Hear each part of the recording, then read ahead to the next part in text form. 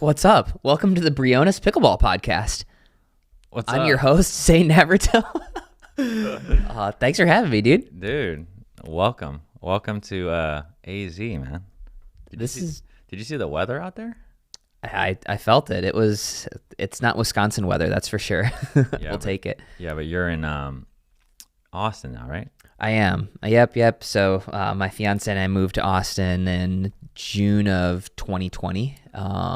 But we were actually just back home in Wisconsin this past weekend. So it's like a little PTSD of the February Wisconsin weather.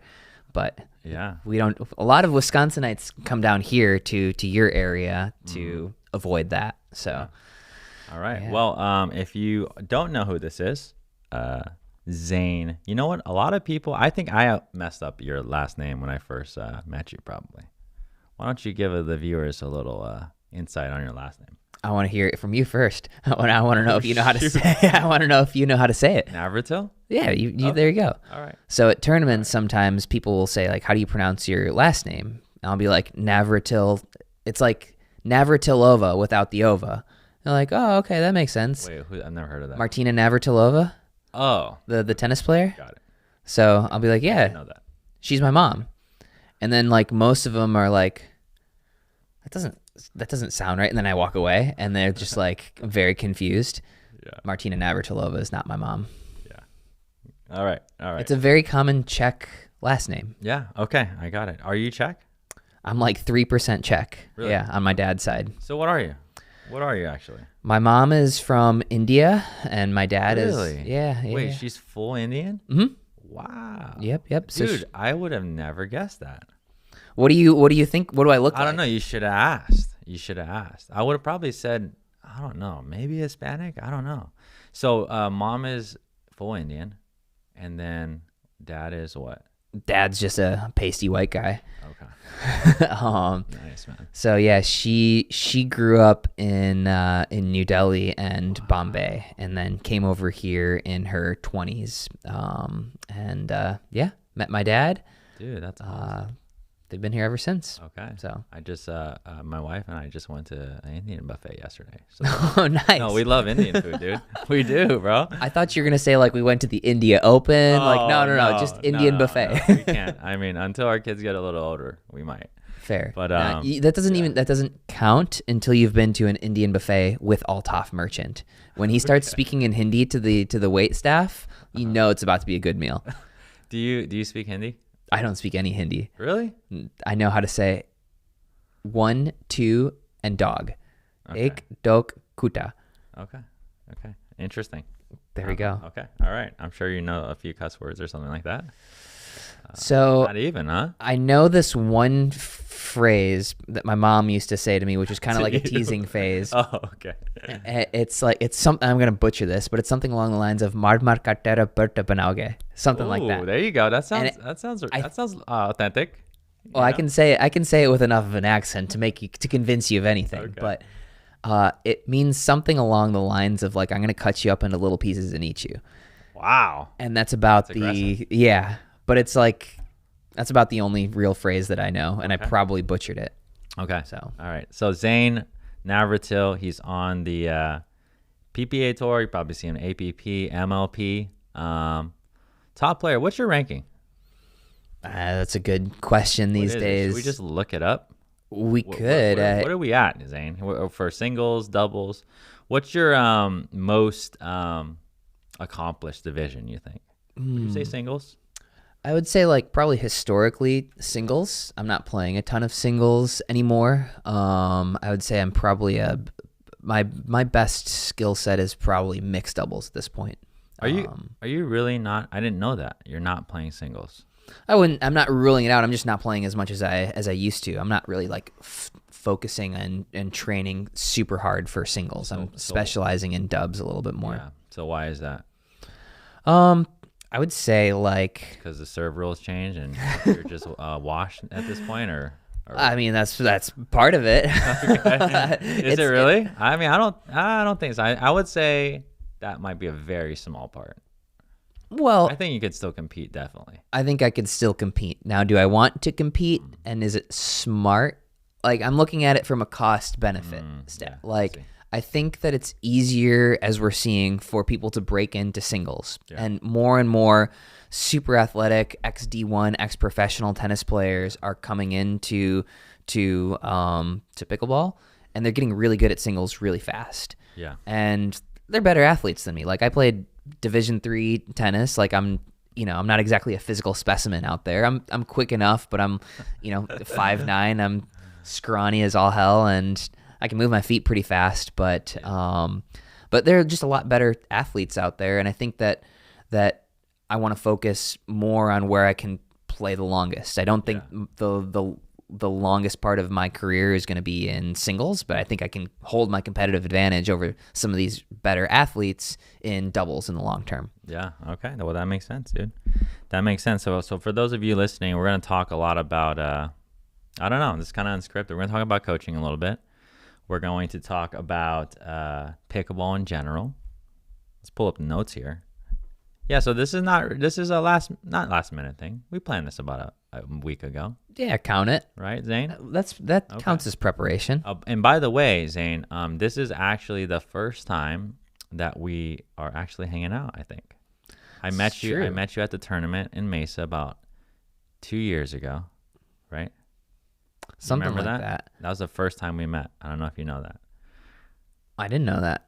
Yeah, and that was it. We've been on phone calls and I believe before, but yeah, that was it. That was super brief, and I've seen you doing different things in the online space, and we'll talk about that. But yeah, it's good to have another coach on the tour, I guess we can call that. Yeah, well, it's good. I'm glad that we were able to do it. I know you had texted a little while ago before the JW Marriott tournament, like, hey, let's run something. I didn't have time at that point, but came in a little bit earlier, or so I thought.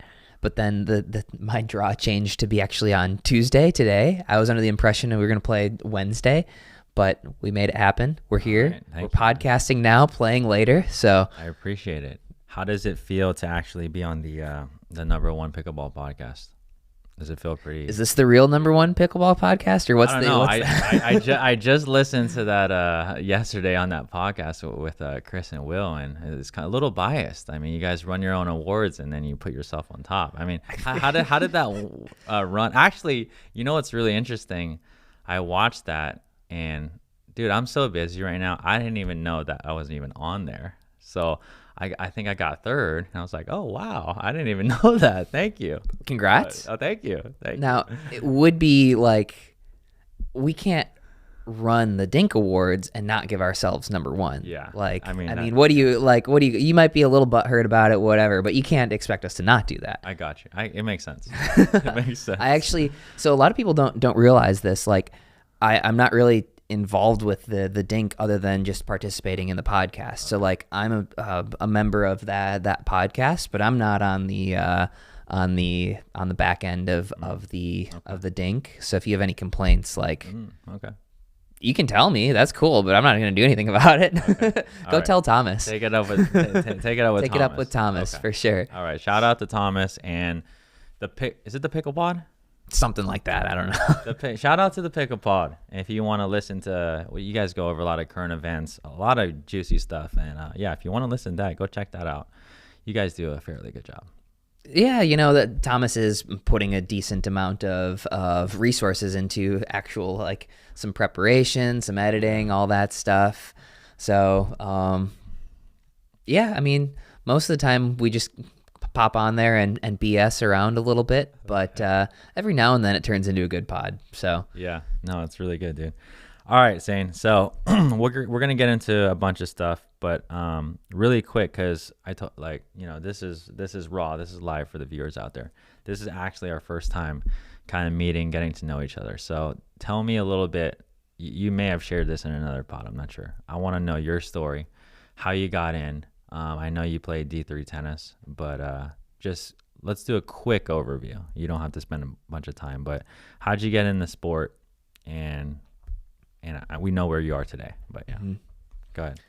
Yeah, so my dad started playing pickleball when I was in high school. I was a good ish high school tennis player. Like I won a couple of state championships in Wisconsin, Division II high school. So, but you're saying you were the top player in high school then, Division II. In Division II. I was probably the second best player in the state. That's really good, dude. Wisconsin's a small state for tennis. Like somebody like me would have been ranked like 30, 40, 50 in Arizona. I would have been like probably 75 to 100 in Florida or California, right? So it's all relative. I was good in Wisconsin, but when I went to like national tournaments, like I was a very small fish. Got it. So I was like a decent tennis player. Like but I was athletic enough, and I had heard of pickleball. My dad started playing pickleball, and I thought it was a sport for old people. Yeah. And now this is 2013, so I'm gonna say, I think in 2013 I was probably correct. It was mostly a sport for old people, and back then.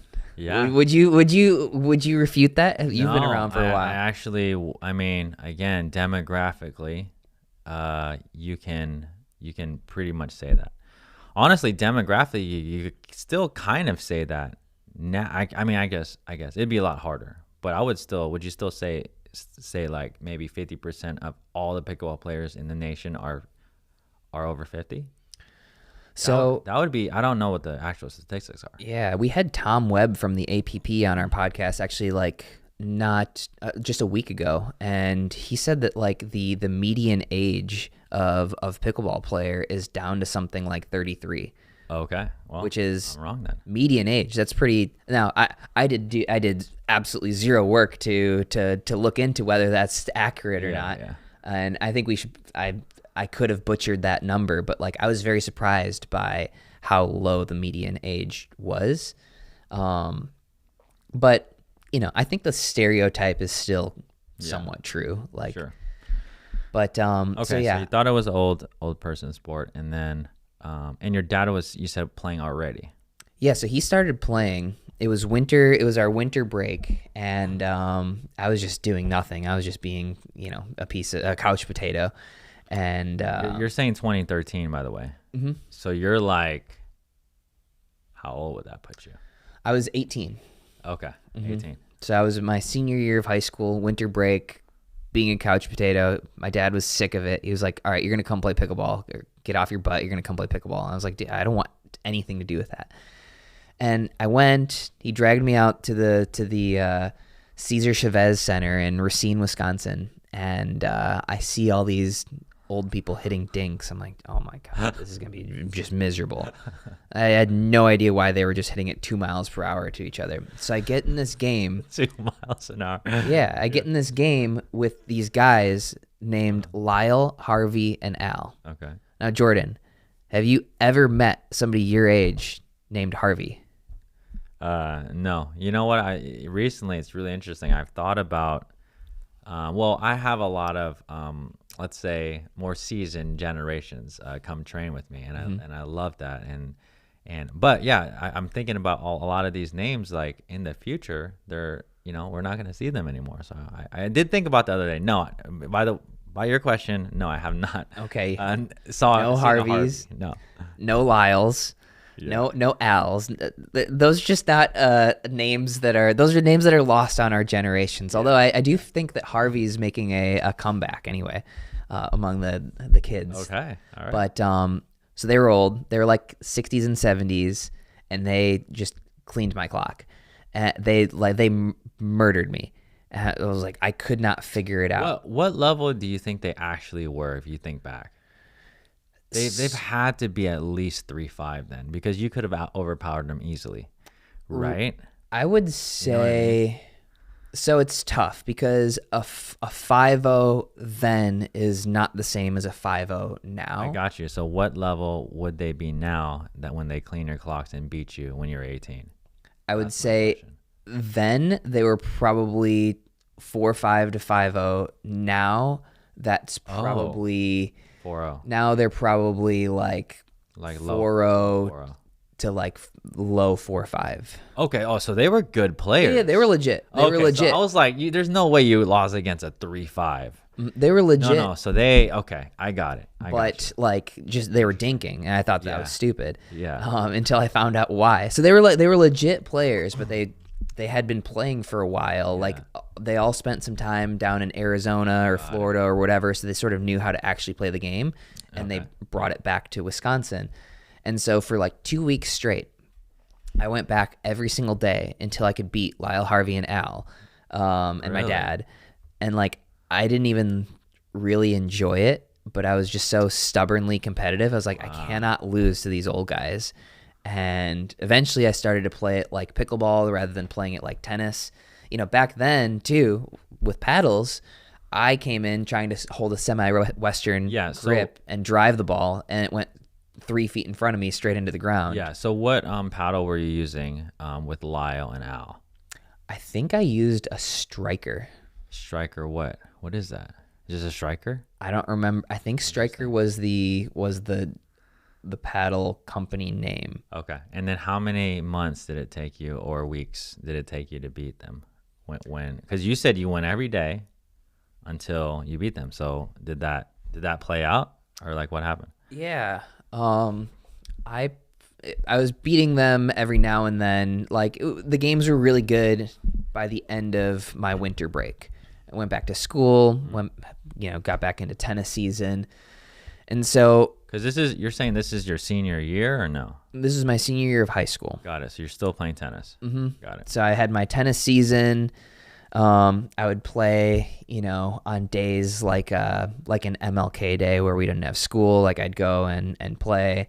So for the next like 3 years after that, from 2013 through 2016, 2017, I probably played like once a month. Got it. Okay. So I started playing college tennis at Wisconsin Whitewater, Division III.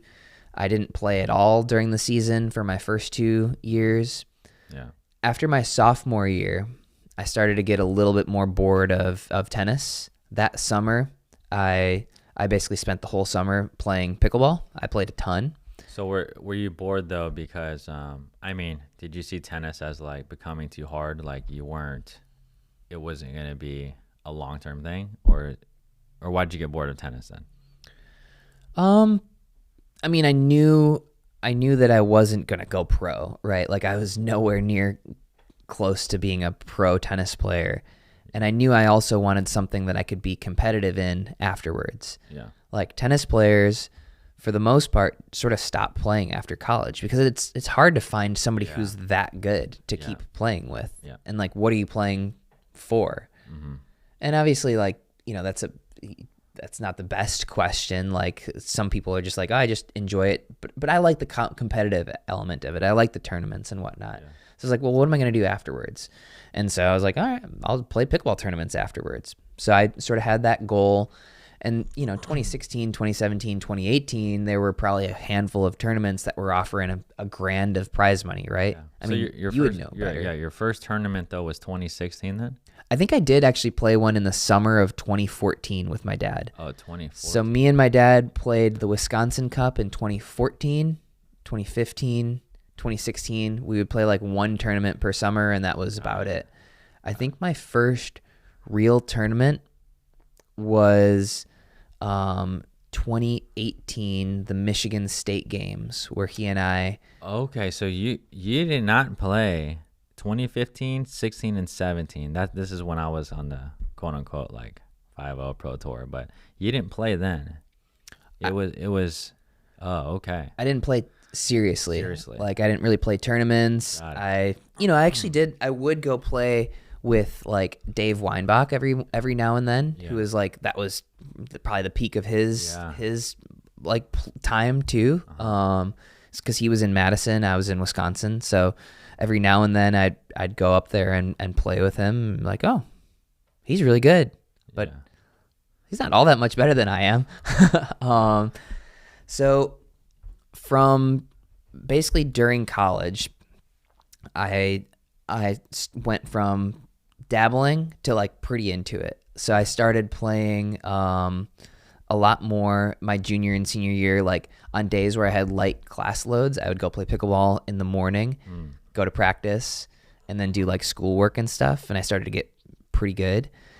2019, the spring of 20, my years are screwed up now, but like, dude, I start my real job. Yeah, dude, mine are too, because even in tournaments and stuff, even when the PPA started versus APP, yeah, I should, someone should kind of make a chart. Yeah, a timeline. Nice. Yeah. Have your editor do that, bro. Yeah. All right. Editor. Let's get on that. Okay. It's also a little screwed up because I graduated early, had more tennis eligibility, whatever. Basically, I get my real job in 2019. I start working as an auditor for Deloitte, and I'm immediately like 75 hours per week. Oh my God. Starting September.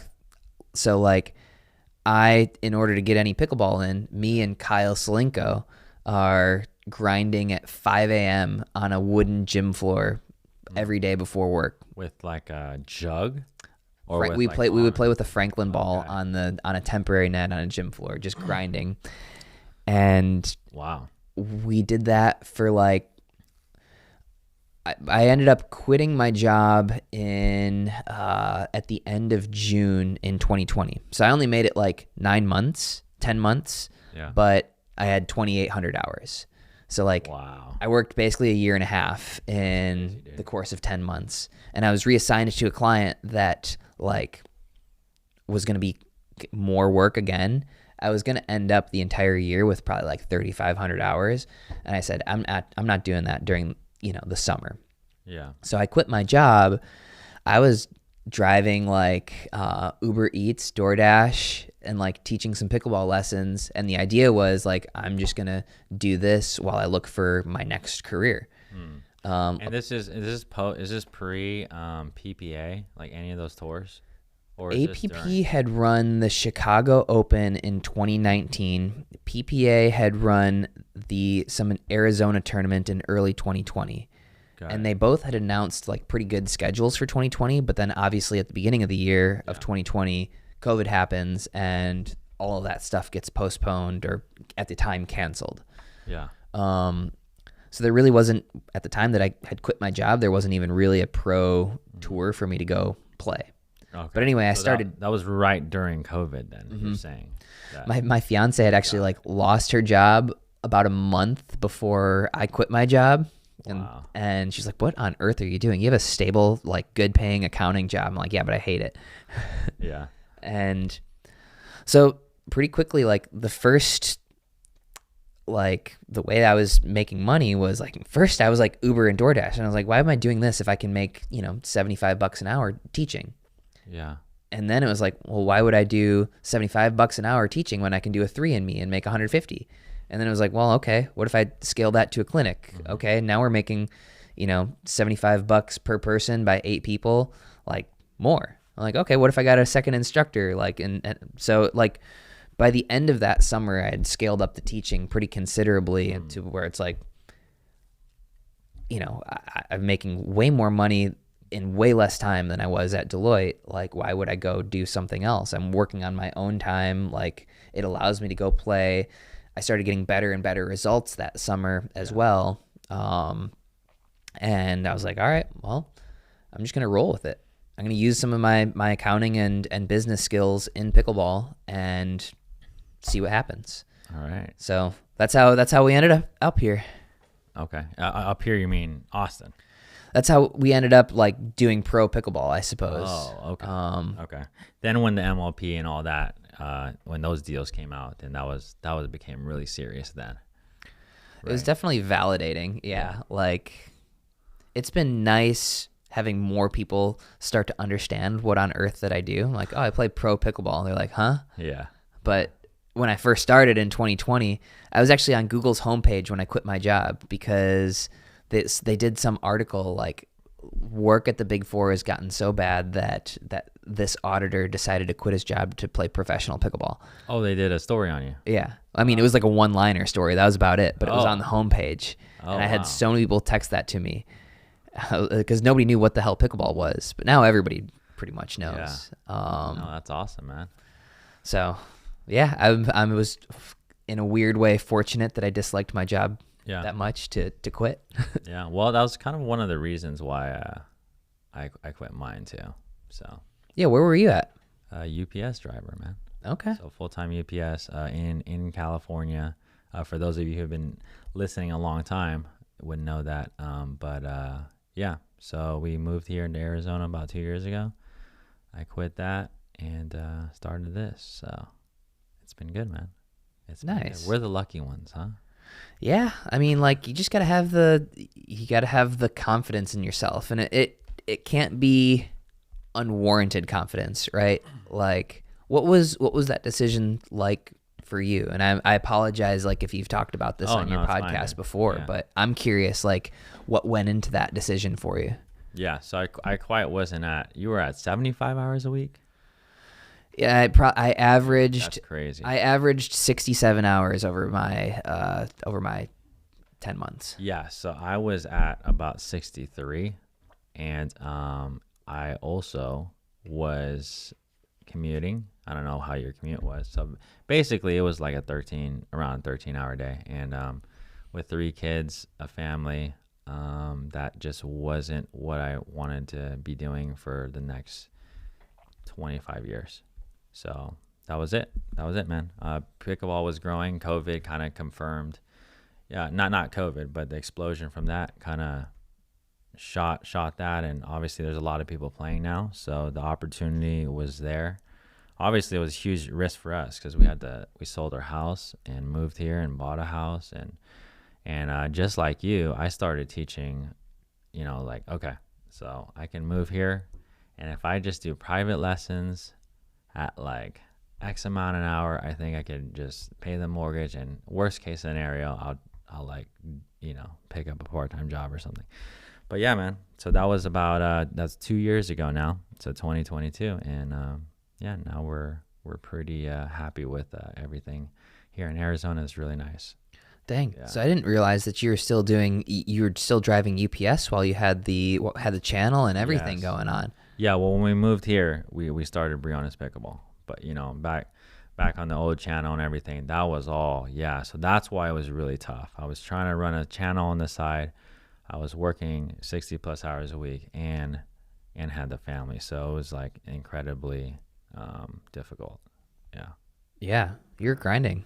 Yeah. We were talking earlier. I was a consumer of some of those videos, like back when, so I would say like pre-2019. Pre-2019. So what, 2018? So, yeah, like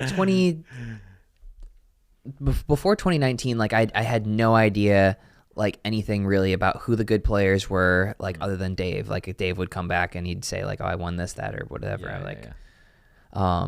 I had no idea about like pro pickleball really. And then 2019 and 2020, I was actually like watching some of your videos.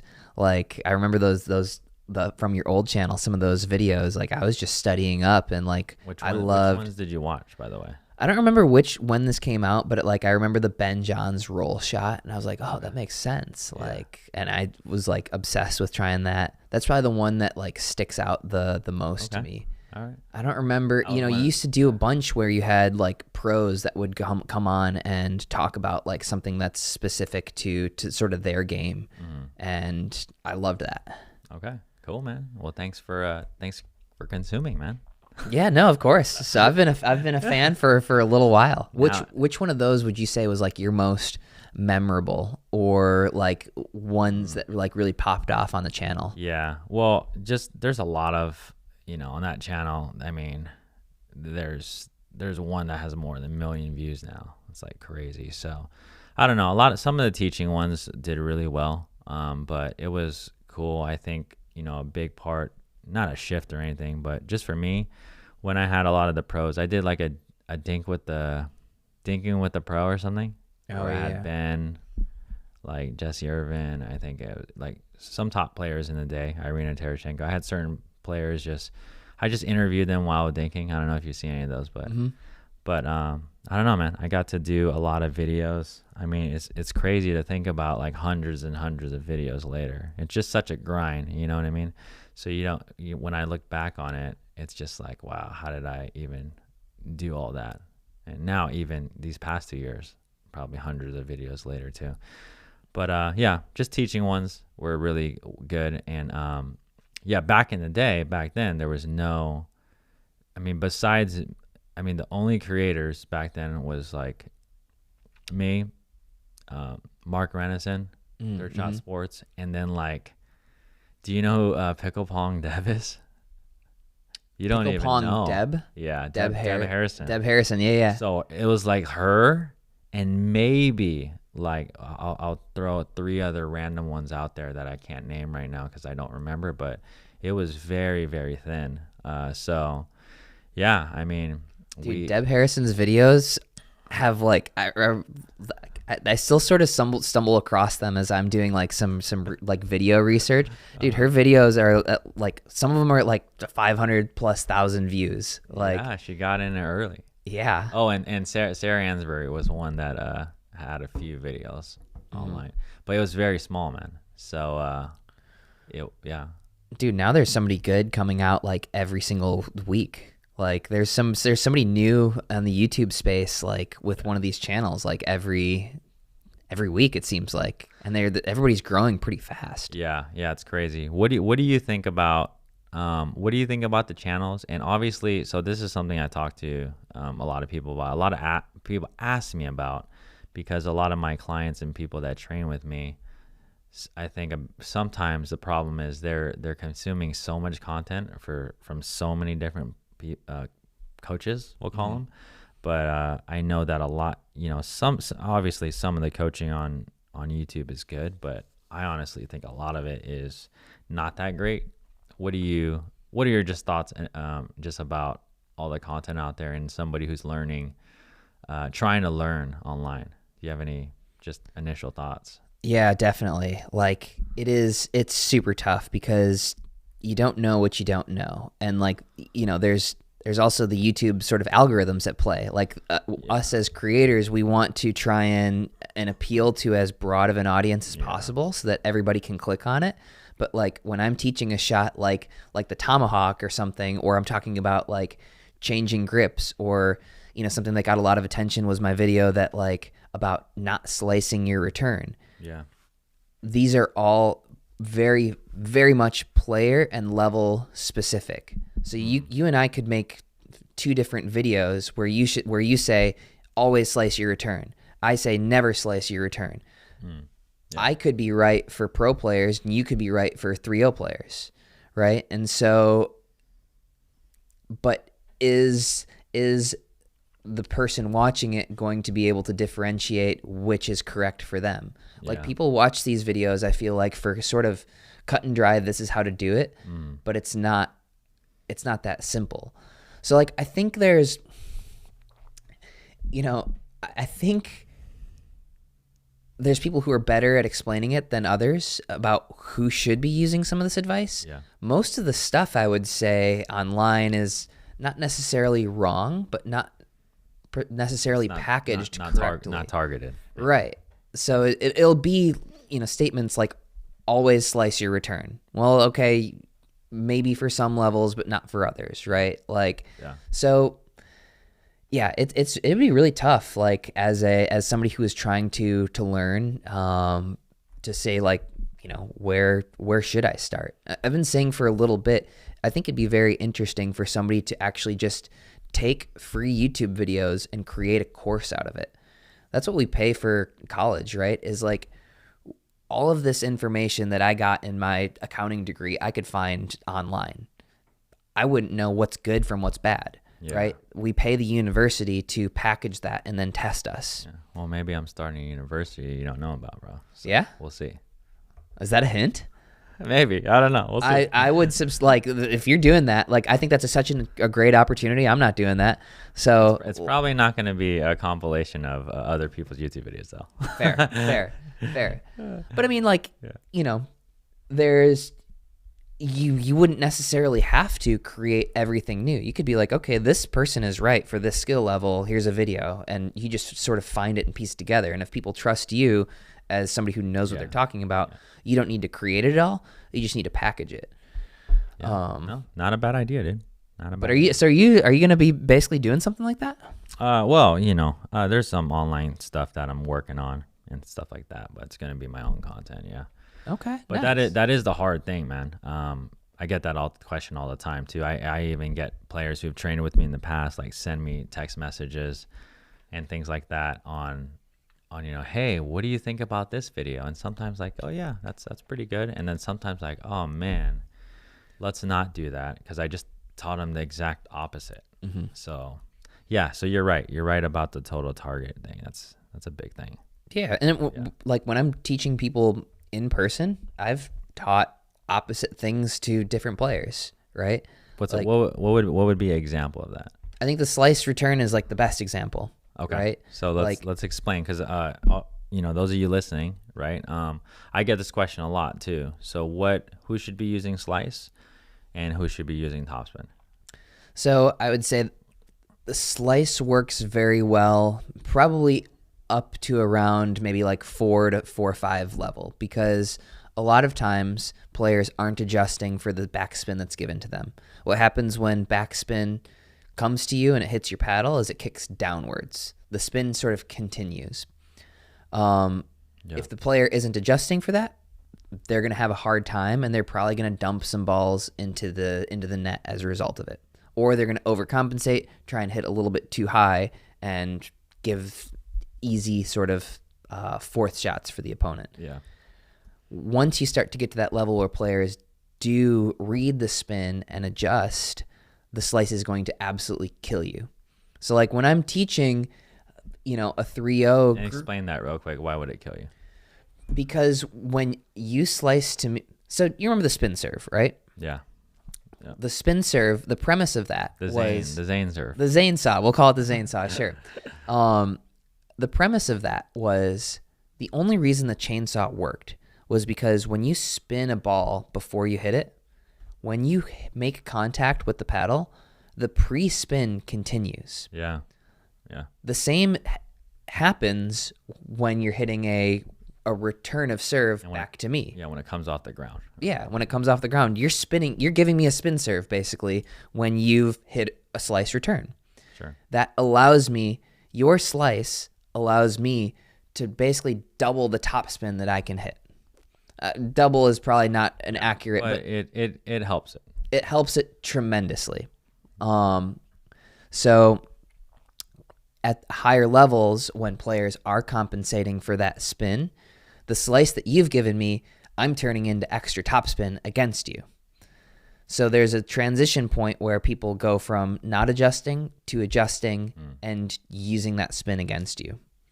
So when I'm teaching, 3-0 players, it's easier to sort of put a little loft, open up the face, put a little loft on that return. You'll get a little bit of backspin. Yeah. But if you do that to a 4-5 plus player, for the most part, you're going to get kind of crushed by it. Got it. Yeah. I'm still, I've actually gotten, it's funny. I think when that video came out, I got a couple of texts about, from people asking about that video. Hey, is this right or wrong? And I pretty much I did not say the same thing. I'm still, for me, I'm still a firm believer in mixing up your returns. I think slice could still work at pro levels, but you're right, it does add more spin. But for me with the slice, like you said, like lower levels, it's because it's slower, right? That's the main thing for me. It allows them more time to get in. Yeah, more time to get in. If you're, 3-0s, 3-5s, learning topspin returns, that can be great. But again, if your mobility isn't there, it's going to be really tough. And against bangers and things like that, that's where I would probably teach some slice open paddle face returns, because if they're not getting to the line, then they're going to be in trouble anyway. So for sure, my only thing. And I agree with you on that, right? Like that's generally, the mobility isn't as much of an issue at the highest level, right? So I agree with you. And that's an area where like you teach something completely different to a lower level versus a higher level based on the person. Yeah. No, that's good, dude. Good example. Great. Yeah. What about you? What do you see being like one of the something that you strongly disagree with out there on the YouTubes? Okay, I'm gonna start with one, and this one's gonna be, this one's gonna, this one's funny. Ready? It's going to be, you made a statement the other, it's funny when I saw this podcast with you and Thomas, it was a short or a statement. You said the tomahawk is going to be, what was it? What was your statement saying? So we'll say every pro player is going to be hitting the tomahawk within 5 years. Okay. I disagree. Okay. I disagree on that one. All right, let's go. All right. So we'll have to see. We'll just see it play out. All right. No, what's your logic? Let's hear it. My logic is, okay. So here it is, right? And you already told me that we had some banter on the text, like, the tomahawk, I mean, we're not going to be teaching that to 305s, right? For sure. But so what does using it mean? Using it a lot, or maybe using it once in a blue moon?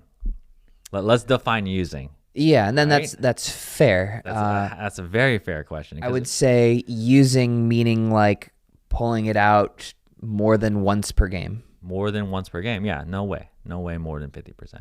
My logic is just more than 50% of people using said most, because you said most players, which is 51 or more, sure. Most pro players. So I don't think so. We'll have to see, right? But I just think that just efficiency. So the thing about that shot, you can angle it off. Just to the main reason, right? You correct me if I'm wrong. You can angle it off right. If you're a right-hander. Yes, But you can pull it across the body.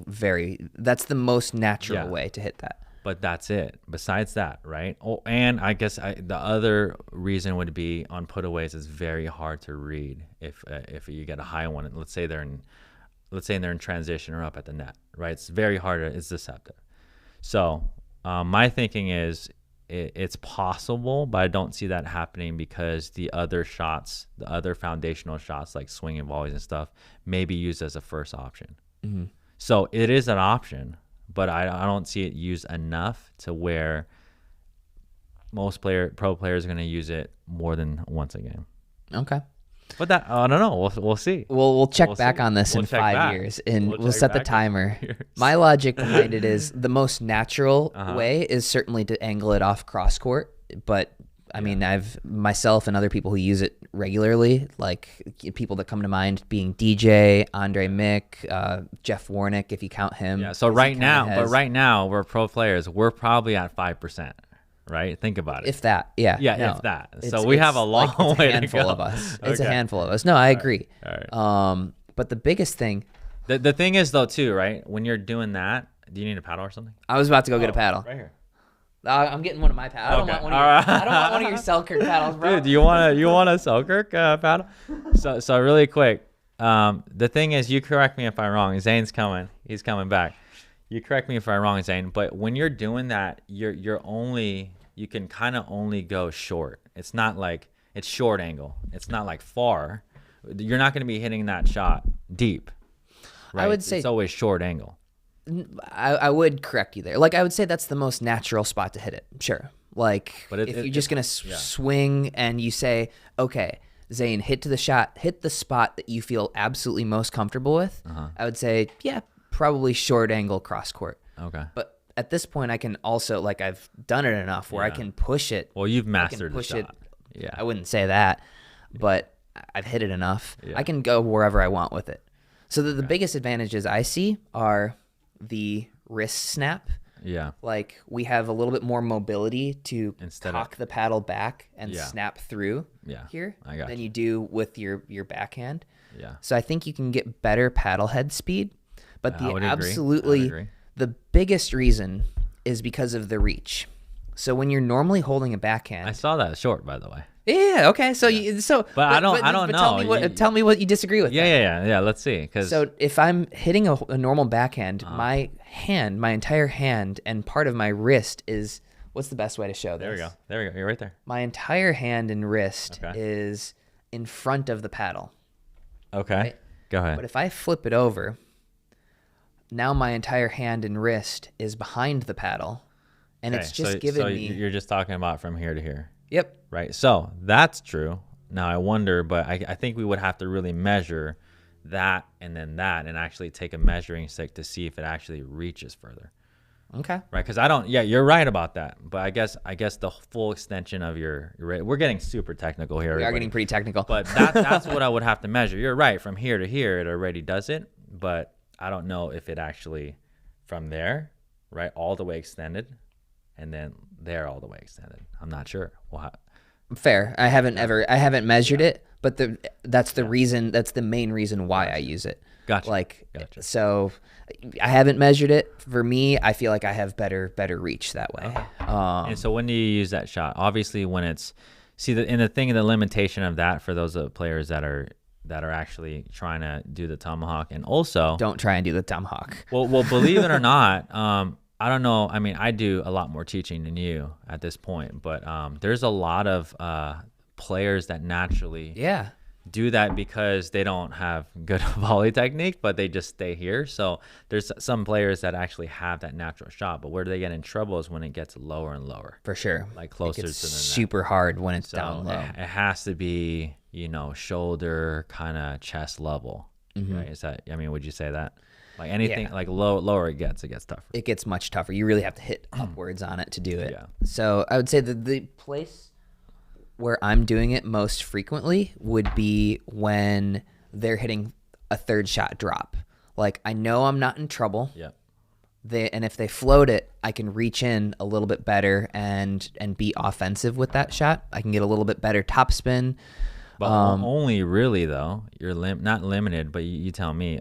Mostly when you're on the left side. When you're on the right, you don't have the angle, right? Correct, but I mean, like generally, if you have a high backhand from the right side, your other player is going to come over there with their forehand and take it from you. Like if I really have time to set up for that shot, it's not because that's a bad shot. It's because I'll take my high forehand over my tomahawk at any time, right? I'll let my opponent or my partner hit that high forehand rather than my tomahawk anytime.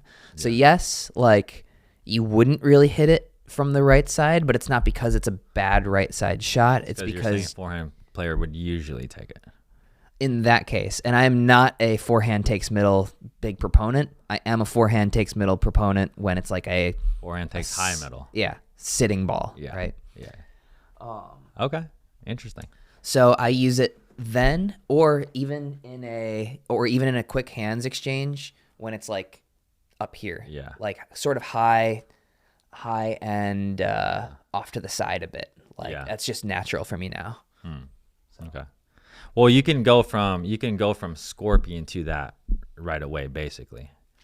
Right, like I'm saying, if someone's speeding up to you, you can get right here. And then if it happens, the speed up happens to be right here, you can just flip it. Mm-hmm. Right? Jack Monroe's doing a good job of that right now, actually. Like I don't use it really in that context a whole lot. So you don't scorpion then a lot. That's what you're saying then. I do. Really? It's the same shot. It's the same grip, right? Same idea. But yeah, I suppose I do use it if I really get caught over to one side on that. And shout out to the Zane Navratil paddle here. Discount lots code, of airtime. Discount code soon. Briones PB. Yeah, how's Selkirk gonna like that? Oh no, we review paddles on our channel. Still, let's talk about. We could talk about Selkirk too. Shout out to Selkirk. No, Selkirk's great. No, but we review paddles on our channel now, man. You should know. Nice. Yeah. I forgot you had asked to reach out to or you had Sally. Yeah. Yep. Sally, Joe, the PROXR squad. Yeah, we'd love that. PROXR. When's the new PROXR coming out, dude? Do we have a special release date? Special drop? Yeah. It's Chinese New Year right now, so or maybe it was recently, but we're hoping for Q2. Okay. Some point in Q2. All right. For the next. Definitely have to talk to Sally. Next gen. Okay. Cool, man. Yeah, YouTube stuff, filming, schedule, routine. I mean, you have this stuff, but I don't know, man. What else are we gonna get into here? This is pretty unscripted here. Yeah, it is. Well, yeah, I was curious about now that you've got this court in your backyard. Like, what is your filming routine look like? And more than anything, like now there is so much content out there in pickleball, and it's easy to maybe go with a clickbaity type of thing. How do you keep coming up when you've been doing this for years with like more good stuff that resonates with viewers and is actually good content? Yeah, that's a good question, dude. I think first off, it's definitely getting more saturated. There's a lot of creators out there. Like I tell my clients, just take a grain of salt of what you watch, because obviously there's some good content out there for sure, but obviously there's a lot of content out there that are pretty kind of like you said, either just bad and not great advice, or just this is the way you do it, but it's for a particular level or player and they don't know that, right? So we talked about that. But I coach a lot, man. I coach a lot. So I get a lot of my ideas, a lot of my scenarios and stuff like that from coaching, because I see it all the time and I see what players struggle with and things like that. The thing about content creators today, especially in the pickleball space, they've gotten really good at I would say, at the YouTube algorithm, right? So teaching could be pretty good, but they mastered the algorithm, and they spend a whole bunch of time on scripting the video. And I've even seen your stuff, right? You're not out there spending like 3 hours, 4 hours to script one video. You know what I mean? So 3-4 minutes. Yeah. I spend more time than that, but basically what I'm saying is, you.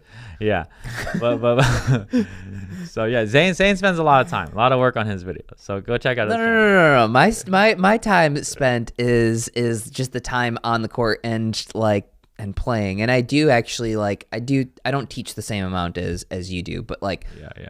My inspiration comes from my clinics as well, for sure. So. Yeah.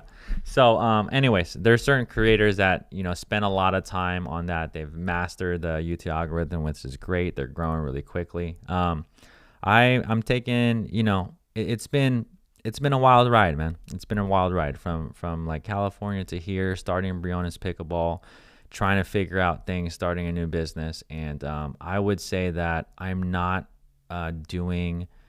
I don't have that same strategy of just doing that. I mean, if you look at my channel, you probably, I know you know about it, but you probably don't see everything we post. But obviously teaching videos, the podcast, there's other things we're doing where obviously strategy breakdowns. So I'm really going in depth on strategy and actually teaching, right? So I would still classify some of the creators out there as teaching, but to me they're not really they're not like on the field instructing, and that's what I do. I live and breathe that, because I'm so much on the court. So I think my content's definitely different, and it's from real use case scenarios and real life things and real life people that I coach all the time. So how do I come up with new things? Well, we have people on the team that are helping us with more ideas and stuff like that, but I'm also branching out and doing more fun things as well. So some backyard battle stuff where I have people come in, and you guys will see on the channel, but just me more doing some commentating matches with people, pros playing here, and also 5-0s. I might do some stuff in the future where I commentate 3-5 matches. But just doing different stuff like that, man. And but I'm really staying on the coaching kind of teaching train. That's what I want to be known for, and that's what I just think that's what I've done really well. And even though my videos may not get as many views maybe as these channels that have done really well on the view side, I'm happy where I'm at. And just trying to educate, So well, I do feel like you've done a good job of establishing trust with your audience too. Like when you post about something, it isn't like a clickbaity title, and it might not be the most sensationalized type of thing, right? As much as you can get that in pickleball, when people know what they're gonna get from you, it's gonna be very quality. It's gonna be solid advice, but it might not be the flashiest, the flashy, and the combination. You're very much on the instructional side, and now what I think we're seeing with some of these channels is they sort of masquerade as instruction, but they're entertainment, really. Yeah. Like they're more on the entertainment side of things while still sort of having some of that instruction. That's if good. that makes sense. That's a good way to put it. Yeah, I would agree. So yeah, I think that you have like while it might not be as large as some other channels, like I think you probably have to be at one of the like most trusting audiences of you personally. I feel like that's worth more than a couple extra views. Yeah. Thanks, man. Appreciate that. I'm just saying that to make you feel good. I don't know. Thanks for that. You said you were just saying that, or you weren't? I don't know. You'll have to go watch the replay back and hear what I actually said. All right. Well, thank you or not thank you. Thank you, Zane. But yeah, cool, dude. Yeah, I appreciate that. Your channel has been growing. You've been doing more and more stuff. I actually saw that the 1 up 1 back video the other day. That was interesting. Yeah, we're going from like I've been doing a lot of instructional stuff historically, and like my buddy Carlos opened up this place called The Lab in Austin. I was gonna ask you that. Is that where you film right now? Mm-hmm. With the black background and everything? Yeah. That's not your place. No, it's Carlos Delora. He's a pro out of Austin, and Ryan DeWidgeon. They're working on it. We're gonna partner up for more of that sort of entertainment stuff. So basically, like my channel is gonna be my instructional videos, but we're also gonna do a whole bunch more of these sort of like challenges on a separate channel then. On my channel as well. Oh, on yours. Okay. But it's going to be sort of including that sort of group, right? Got it. Cool.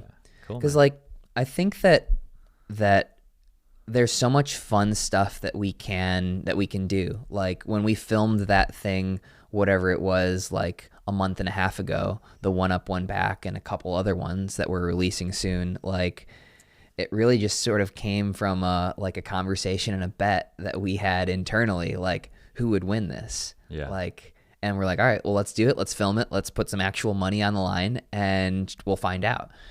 And that just like got the wheels sort of turning. Like, yeah. And this type of stuff exists in other sports where there's challenges and whatnot.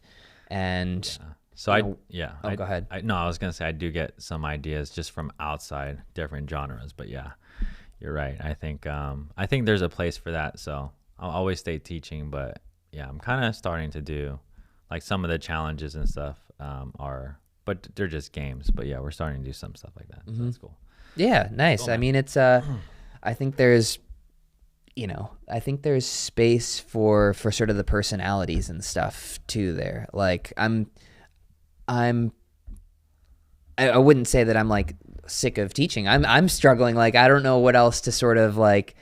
I don't always know what else to teach. I'm sort of focusing on more of the maybe like things that are coming up, relevant, like Scorpion or whatever, like, and making a video about that. But,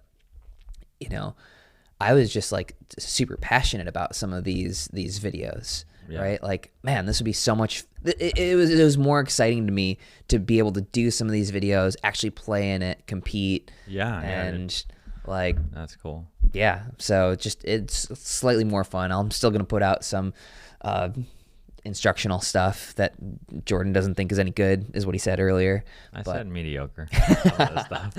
But yeah, I mean, like, dude, I'm having so much fun with YouTube right now. Yeah, like, that's awesome, man. It is really cool how many people you can impact and entertain or help. Yeah, right? No, that's great, dude. You've been doing it for forever, so you know how it goes. Yeah, I have a question for you. So you coming in the game, obviously there's a Zane saw. There's, just the serve rules in general, right? There's so much there. We can talk about that. We don't have to. You guys have gone into it in your podcast. But evolution of the game just in general has been astronomical from when I started. And I tell players this all the time that even so you started before me, actually. I started in technically. Yeah, I started in 2015. But if you even look at 2015, like matches, have you ever? I think I might actually go back and react to some. That's another thing. That'd be a fun segment. That's another thing I started on our channel too. React videos. I don't know if you saw like coaches reacts, but anyways, one of the huge things and maybe we can talk about going in the future, but one of the huge things that has changed in the game is topspin, right? Obviously the serve and a whole bunch of other new shots, ernies, ATPs, ATP defense.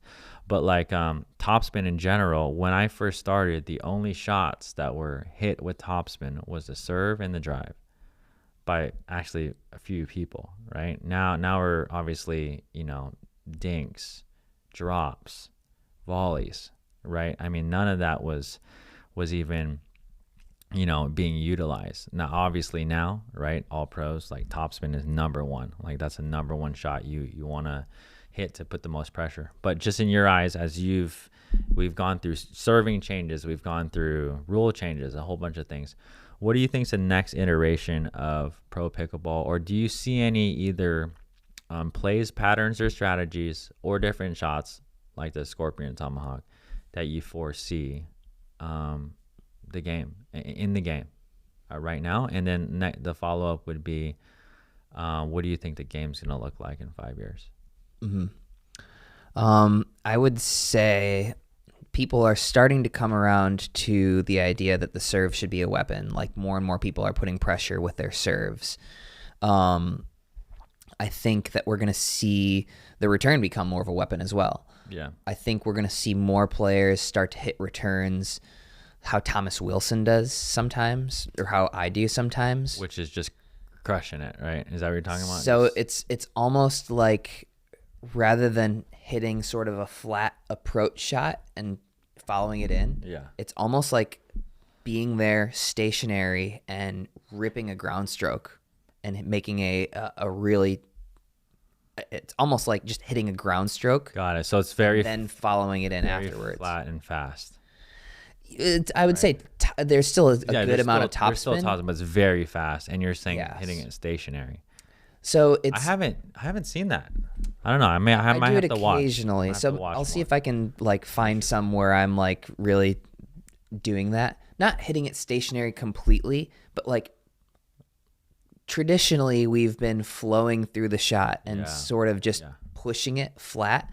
Here it's more of like a step into the shot, rip it, and then keep going. Well, it's like a tennis weak ball, like that in mid court, and then you're loading and then just crushing it. So like it's like a weak ball as opposed to like a chip and charge, right? So I think we're gonna really see people get very aggressive on the returns as well, because people are crushing it with drives again. Like especially with this new ball that we've switched to at the pro level, like it's really easy to drive, and so we can't give our opponents easy returns. Like we need to put pressure on with the return. So I think the serve is going to continue to be more and more weaponized. The return is going to continue to be more and more weaponized, and then just setting the play based on your terms. Meaning like I think the game is going to continue to get more aggressive.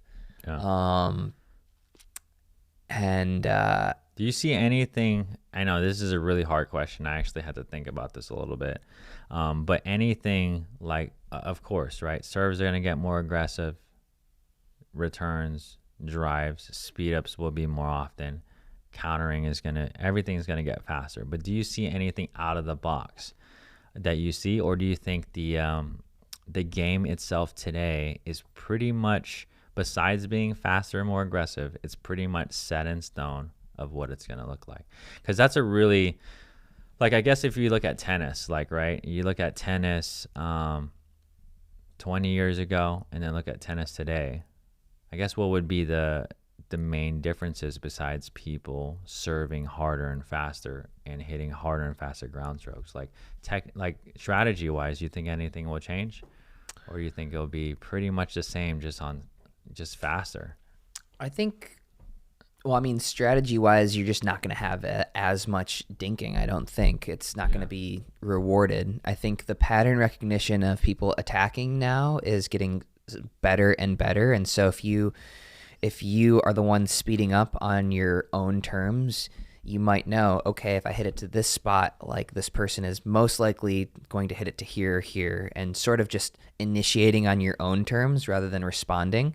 I think we're going to see more and more of. But I think that the game is like, I don't think we're going to see a shift to like 2 up versus 2 back, right? Yeah. Like something huge like that. I still think it's going to be largely the same of try to get to the net as fast as you can, and within that frame, I think the change is just going to be more aggression to a certain point. I do actually think that, like, as we get to that point, like, body bags are 100% going to be an enormous part of this game. Like, So just actually at the pro level, obviously, you're talking about just going straight. correct. Just there. hitting it directly at them as hard as you can. How do you think? Why do you think that's not happening today, and why not?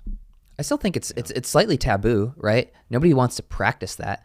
I'm not going out there and practicing that in my rec play, but going for a body shot accomplishes 2 things. 1, you might hit him, but that's less important. 2, it makes them think the next time you take a big swing that they're going to try and hit you. And so it instinctively makes people like, it's like a brushback pitch in baseball. So it instinctively gets people thinking their first instinct is not to, I'm going to counter this ball. Their first instinct is, okay, I'm going to get out of the way. And then if I don't hit it hard, they're a slight second off Yeah, I of that like line. that. Okay, so that's one change that might happen. I think that, so going just really hard at the body. I think one reason why that might actually be useful is because, 2 things. Number one, against 2-handed players, right? That's already a tough spot, especially if it comes so fast. If everyone's just countering like this, the next one would be everyone's expecting the other spots first, right? Like dominant side, like over here. I don't think most pro players, when they get a speed up, they're not expecting it, where you shouldn't really actually send it. Yeah, right at the chest. right at the body. Yeah. So I think probably that might work just as a spot change up. You know. And also, like, I do think that the future of the game is going to be people that are very tall, because when you're playing against people who use their length properly, it's very difficult to dink the ball into the kitchen, right? And if you do get the ball to bounce in front of them, it generally has to be sort of that softer, more dead dink where they can then go and create. So I think the game is going to shift towards people that are 6'5 plus, 6'3, 6'4, 6'5, big guys. And so what is the only physical advantage that I would have over somebody who's big? I can get out of the way of the ball better. Like, get out in the way and probably the lower balls. Like, potentially, but if you get a guy who's who's limber enough, like, they can get down to that shot too. Like, most people have somewhat similar reach on that. Why do you think tall players struggle? Especially, when I'm teaching players, obviously they're amateurs, but why do you think taller players struggle? I've even seen this in pros with dinks and stuff and digs at their feet, though. Do you think that's actual thing, or do you think that the 6'5", 6 players could actually master that? Or do you think it's harder for them because they actually have to bend down? Do you have an example player? No, I mean, no, but the taller guy, I've seen the best defensive specialists are not taller. Yeah, maybe who's the best defensive specialist, would you say? I don't know. So the best resetters, so I would put Colin in there, Riley, Thomas Wilson, right? I mean, if you look at the women's side, right, Elise Jones, right, the players who are fairly shorter, some of them at least, their defense is crazy good. But I don't know if that really has to do with height or not. But I guess if you're shorter, your arms are shorter and you're right there close to the ground. But I don't know. Maybe you get your feedback. But I don't know. When I think of players who dig out balls and are really, really good, it's not the Eric Langs. It's not like the really tall players or the Decals. True. Yeah. No, that's fair. I think. So that very well could be a part of it. I don't know if it's necessarily. I would say you're probably correct, but we also don't have quite as big of a sample size of those big players. Yeah. Like it could possibly just be that like Deckel and Eric happen to not be as great in the midcourt. Yeah. Andre is a beast in the midcourt, right? No. Diescu is really good. Deckel's atrocious. I play with Deckel all the time. Deckel usually just gives up in the midcourt, but then sometimes he won't, and he'll just like murder me with a ball. So that might be all kind of the strategy. The taller players spend less time in the transition. Yeah, they definitely speed through it as well. Yeah. So I would say like there's a good chance that it could be correct that tall players have a more difficult time getting down, but I wouldn't say that for a certainty. Yeah. No, I would. Larger sample size of smaller players. Yeah, I would. I mean, I would take to be 6'6" any day. Yeah. So if the trade off to being 6'6" is being slightly worse in the midcourt, we're all taking that. Okay. Right. All right. I mean, would you take that? Yeah. Absolutely. Yeah. I guess singles and doubles. Like. Okay. Well, singles. Yeah. Sure. All right. I think So. That's funny. All right, Zane. I got one. At least, I don't know how long this is gonna go, but what's next, man? I want to know from you, like playing pro. I mean, there's a lot of questions I can ask you about playing on the tour, your training and things like that. But what do where do you see yourself after the pro tour, or how long do you see yourself doing this? And I mean, what has pickleball meant to you? Do you feel like you're going to be doing more things in this space even after you're done? Bro, that was like 9 questions. Yeah, that's what I do. Obviously, I'm still getting used to this this interview. Dude, it was like 7. It was like 6.5. Dude. All right. So I would say, since I quit my job and made the decision to do this as a full-time thing, I've been doing this as a business. I've always envisioned my play as basically like my marketing expense. My ranking or my ability to be on the live stream drives people to respect my sort of brand, right? And so I've always gone into pickleball with the assumption that I'm never going to win $1 of prize money and I could get hurt at any time. And I want to create something that I can not have to go back to being an auditor, basically. Yeah. So I'm heavily involved in the business side of PROXR. I'll have a job there when I'm done. Really? With I didn't know that. Yep. A job as in paddle creator. What position? Like, what would you do? So I am director of Pickleball Strategy for the parent company. So what is the parent company? The parent company is 35 Capital, which is just which is Ron Saslow's sort of. I don't know the best way of describing it, but right. he invests in different sports technologies and like music technologies. That's current. I did not know that you were doing that, but that's currently your role. That's your role after you're done with the pro tour. So right now my role is like 50% sponsored player, 50% wow, I did not know that. Like sort of consultant advisor type. Okay. But and when I'm done playing, it'll go to 100%. Just like. Nice. More desk job type of thing. Well, that's cool. So I've got that, and I sort of do something similar to a smaller extent with a couple other brands. I have the clinics. I have the channel, which I'm really enjoying right now. Yeah. And yeah, I've got my fingers in a lot of different things. So I do like the business side of pickleball. I foresee myself being in pickleball for a long time. And, in the way that this has changed so quickly, like in 2013, I never would have thought there was a pro tour. In 2020, like I never would have thought that you could get $2,000 just to show up to a tournament. And then in 2021, it's like, oh my goodness, MLP did $100,000 of prize money. In 2022, they did that 6 times or whatever, 3 times. And it just keeps growing faster and faster and faster. So it's really hard to have like a concrete sort of plan. So I want to set myself up to be in the right place at the right time, have the right reputation to take whatever is next. And I don't know exactly what that's going to be. That's cool, man. That's awesome. So like someone like Ben, I think he said in an interview or something, right? He's not going to play a day past 30 or I don't know. He said something along the lines of he's going to be done.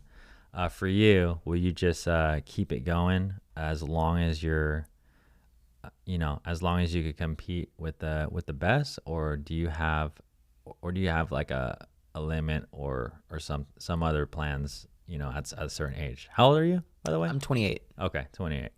So I would say 2 things. Like I only want to compete if it's fun and it's still fun. Like I've been playing for 10 years and I'm still having fun. If it stops being fun, I'm done. And then also my fiance and I were getting married in March in just a couple of weeks actually.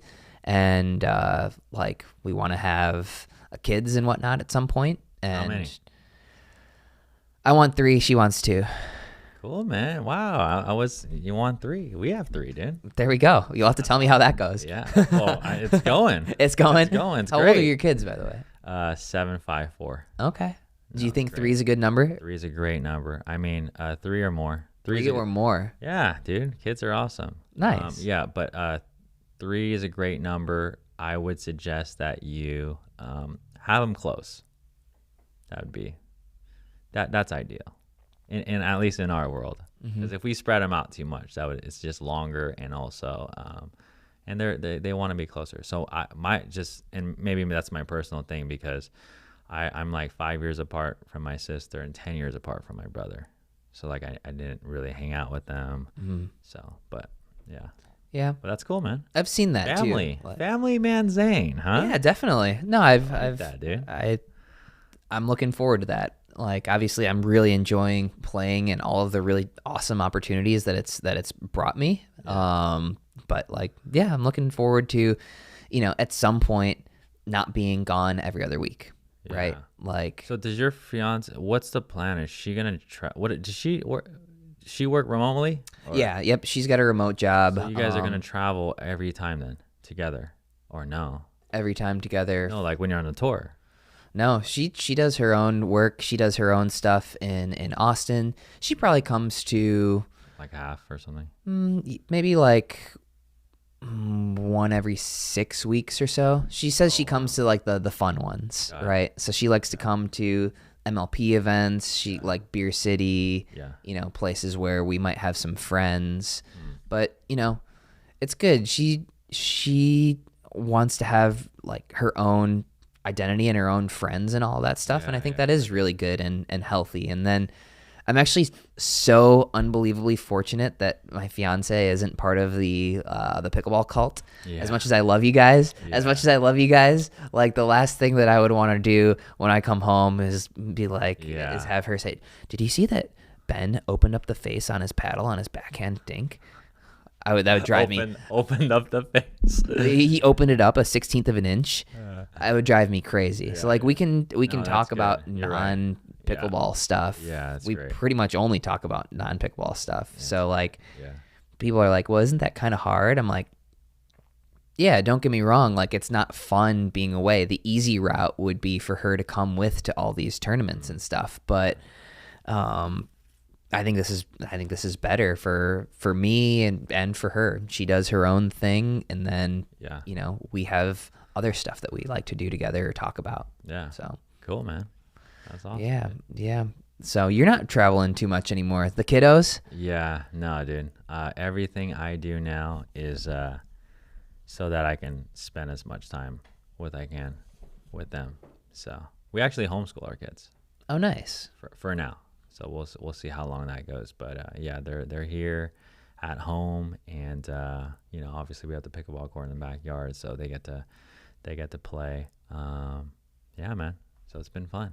Yeah. So what should we look out for from your kids? Like, do you have aspirations of like being the coach of some pro pickleball players, or like are you one of those dads, or are you one of the like, hey, if they like it, like they can go with it. I'm not going to push it. Like, Yeah. So no, I've definitely, so I'm in the school of thought. Well, I've just seen it all kind of like with my family members, and also, I've seen parents push, I've seen parents not. So, yeah, if they really enjoy pickleball, I would love to coach them, and for them to get better and better, and take that. So, right now at this point, our 7-year-old is for now, he's like the most like athletic, and also aspiring to do different things, but he's in a whole bunch of different things.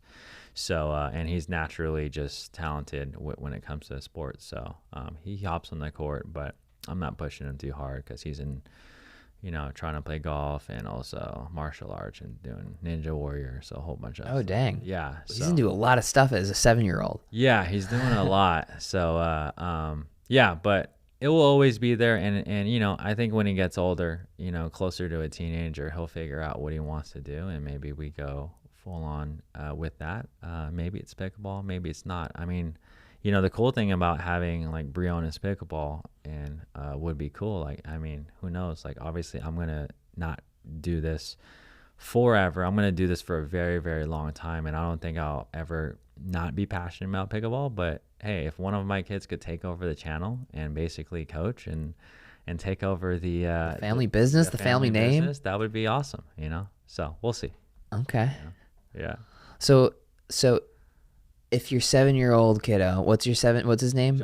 Josiah. If he says to you like, Dad, I want to go all in on pickleball, like, what do you do? Yeah, I'm gonna tell him that's great, and I'll probably just start training him. I don't know. I don't think it's gonna be anything more than that. I'll also probably, just like any of my kids with any sport, and we know like this is more of a serious, every year it's getting more and more of a serious sport, and as you know, it's going to get harder and harder. So the reality is, right, it's hard to be a professional. It's a small percent, but obviously any of my kids, I'll probably tell them to obviously dream big, but really work really hard. And so is it possible? Sure. But and we'll just take the steps to get there, and the results will be the results. But I think just focusing on their character, and focusing on what they should be focused on, even if things don't work out the way that they planned it. I think that's probably more important. Okay. Yeah. Gotcha. Well, so like you said, training. I wanted to drill into the training thing. Like, I'm curious. Like, you have a blank slate of a player who wants to get as good as they possibly can. Like, what does training look like for somebody like that? Yeah. So just so what age, what skill are they at? Let's say Josiah is 13. And he's 4-5-ish or so. Yeah. Well, drilling is going to be obviously a big piece. We both talk about that on our channels. And if they're serious, like, getting a coach is going to be obviously at the top of the list too, because you can get to a high level without a coach, right? I mean, some players, right? Those of you out there who have gotten to already a 4-5 or a 5-0 without coaching, you can obviously do it. If you're really trying to get to a level of a professional level, or something that's higher than 5-0, I think that a good coach would just help you get there a lot quicker, and you're gonna learn things that you don't know, and just the path is just easier, So like, and I tell players this all the time, and player, obviously I do a lot of coaching and do things like that, but why would people even come and train with me? Well, I always like to say, I look at things in a totally different lens now that I'm actually running my own business, because I actually have a business coach, right? So like, why would I go to him and not just figure it out myself? Well, it's time, saving me time. It costs money for sure, but it's saving me the hassle of figuring out all the things that it would take me hours and hours to do, and then it's the guidance and direction. So I think from any standpoint, a good coach in anything, right? And that's the key piece, right? It's hard to find good coaches, but if you can find somebody, that's exactly why I get coaching in different areas in my life. So that's what. So drilling, obviously, you got to surround yourself with a lot of players, good players, and then a good coach. Here in Arizona, I don't know if you know, but there's a good amount of juniors here that are like 5.0 level. So I think there's a lot of juniors going to be coming out out of Arizona, and I know that's happening everywhere. But yeah. Do you work with a decent amount of junior players too? I mean, a few. I have worked with them. Right now, I'm focusing on more. Yeah. So there's other trainings and stuff. But yeah, I think eventually down the road, we'll see where the teaching evolves. I like to work with students too. Maybe academy at some point. I'm not sure. So we'll just see what that has in store. Yeah, I gotcha. Yeah. Yeah, it's kind of like you kind of got to just see what happens a little bit. I had one other question. Sure. Like, so do you have to be a pro to coach pros? You're gonna answer that? No. I'm curious what you think. Yeah. No. It's a really great question. So I think that no, of course not. You don't need to be a pro to coach pros. I actually have a lot. Actually, a lot of the people that come and train with me, obviously they're trying to improve their game and they're coming to me for a variety of reasons. But a good amount of players that train and come to my intensives are actual coaches. So they coach like beginner players mainly, or they coach like 3.0s, 3.5s, and they kind of want to learn from me and also better their game and improve their game. So to help, I think beginners, intermediates, there are players that communicate really well. And let's say you're a 3.5 and you're coaching beginners, right? And I think that can be done really, really well. Or you're maybe a 4.5 and you're coaching 3.0s and 3.5s and things like that. I think it would be very difficult. I would have to think more about this. Like if you are a certain level and you're trying to coach somebody that's a higher level than you, I don't think right now, I might have to give it some thought. I don't think that could ever happen. But obviously there are coaches, right? As we're starting to see in the pro scene, right? There's coaches for pros, and obviously they're not better than them. But at the pro level, that's a little bit different because you're coaching a lot of mindset and a lot of different things. I don't know what your opinions are on that, but no, I don't think you have to be a high level player to coach. But I do think it is relative, when we're talking about skill levels, things like that. Yeah, no, I think it's an interesting sort of debate. Like some people say that, like, well, how can you coach it if you've never done it yourself? And it's like, well, do you really need to be able to do it to yourself to like explain and see things for other people, right? Like, a perfect example could be somebody like Ben Padilla from Real Clear Stats, right? I think he plays at 3.0, 3.5 level, but okay, he so can still tell you're gonna have to inform me. Okay, so he has a stats company in pickleball. Oh, got it. So he's not really a pickleball coach, but like he can still give you a game plan. Like, return to this person. I know that they miss 21% of their third shots when their partner only misses 3. Yeah, but that's based on stats, though. Sure, based on stats, but shouldn't good coaching be based on stats? Like if if I'm hiring a coach, right? There's 2 things that you would maybe 3 things that you would hire a coach for. Like you mentioned, there's the mindset, there's the strategy, and then there's the technique. Yeah. Right? Yeah.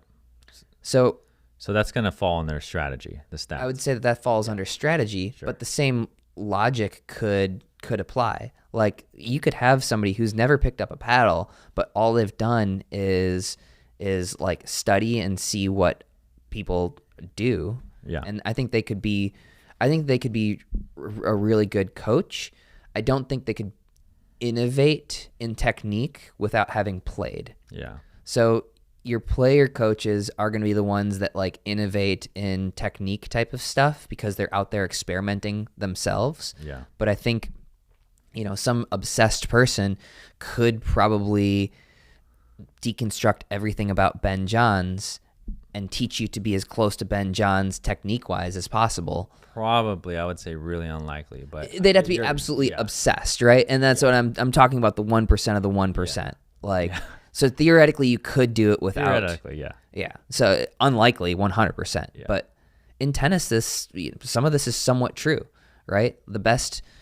Not all tennis coaches played professionally. Not all. No, but I would say, you would probably have to say at least every coach has played. I agree. At least probably maybe 5-0 level. Pretty decent level. Right? Agreed. Yeah.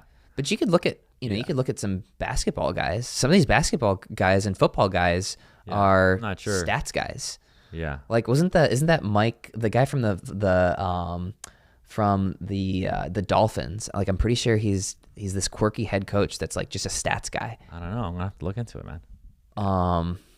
But theoretically, yes, you could do it without that experience. Unlikely, 100%. Yeah. But we're talking theory. Yeah.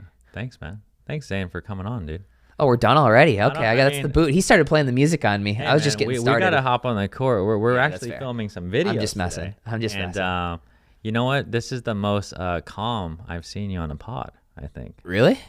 Well, you told me I couldn't swear. You told me I had to keep it PG. I know. We got to keep it TV. Look, PG, I can't afford an editor to edit this right now. So this is going on a lot. This is going on right there. How much would it cost you if I just dropped an F-bomb right now? I don't know, $100 maybe. Is it worth it? No? We'll let you go. we'll let you escape with my first swear-free podcast in a very long time. There you go. Well, maybe that'll be the clickbait title.